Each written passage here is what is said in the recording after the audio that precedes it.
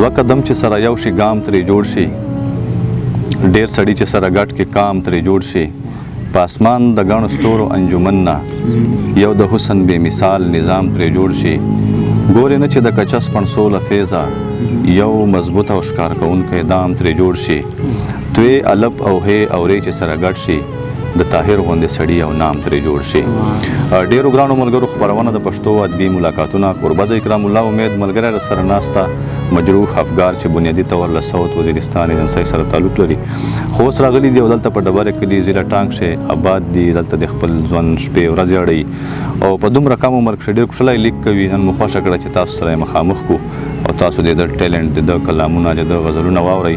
او باقاعده طور له هغې نه خوند واخلئ نو ډېر وخت مو نه اخله ملګرو راځو او مجروح افګار صاحب ته بلنه ورکوو په خپل پروګرام کښې او تاسو ته خواږه خواږه شعرونه دلته ریکارډ کوو. د پښتونخوا نه خبر نه دی وخت د منګي او ګودر نه دی دلته کې دا یو اختر نه دی د پښتنو هر کال غمجن وي اخترونه.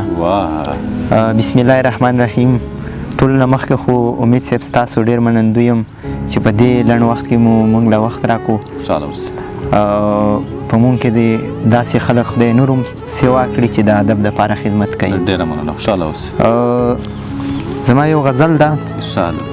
چې ما ویل راغلی د ړنده په خوب کې بېګا مې صلح ولیده په خوب کې ما ویل راغلی د ړنده په خوب کې بېګا مې صلح ولیده په خوب کې د ریاست واکدار ویل امن راځي مونږ سره کړی یې واده په خوب کې د ریاست واکدار ویل امن راځي مونږ سره کړی یې واده په خوب کې کومې بلا نه مې چې یره کېده هغه له ما نه تښتېده په خوب کې کومې بلا نه مې چې یره کېده هغه له ما نه تښتېده په خوب کې زه او هغه په خوب کې یو ځای وخو بیا جدایي راغله اوږده په خوب کې. او مننه چې نوه ورځ او نوه شپه په خوب کې وی داسې وخت کې را سره په خوب کې چې نوه ورځ او نوه شپه په خوب کې وی داسې وخت کې را سره په خوب کې امن به راشي مونږ به مړه یو زویه پلار مې کوله دا ټپه په خوب کې امن به راشي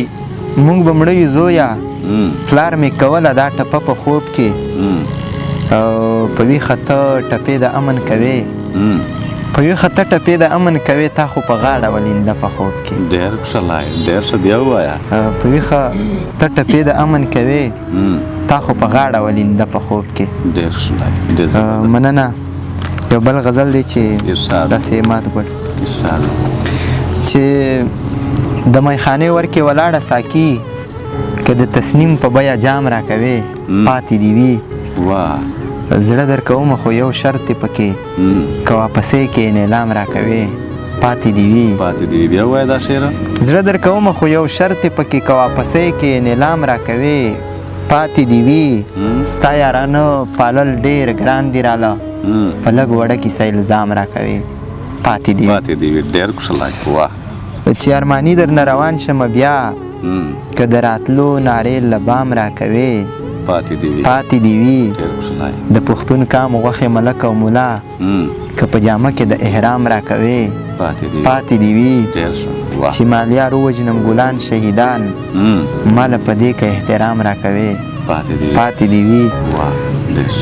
له ژونده نه یم منکر رایې کړه ته له ژونده نه یم منکر رایې کړه ته خو که ضمیر راله غلام راکوې پاتې دې وي د سر سړي چې دې خوندي کړل نو اوس د سر سړي چې دې خوندي کړل نو اوس که د وطن ځمکې بادام راکوې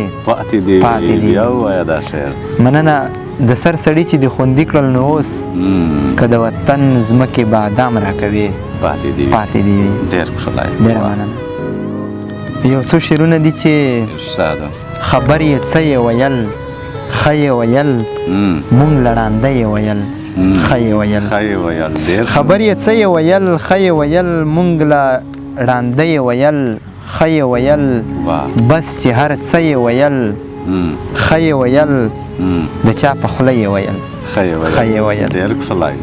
بس چې هر څه یې ویل ښه یې ویل د چا په خوله یې ویل ښه یې ویل تللو لا شته یې ویل ښه یې ویل تللو له شته یې ویل ښه یې ویل شتو له اوده یې ویل ښه یې ویل. ډېر ښه ډېر ښه.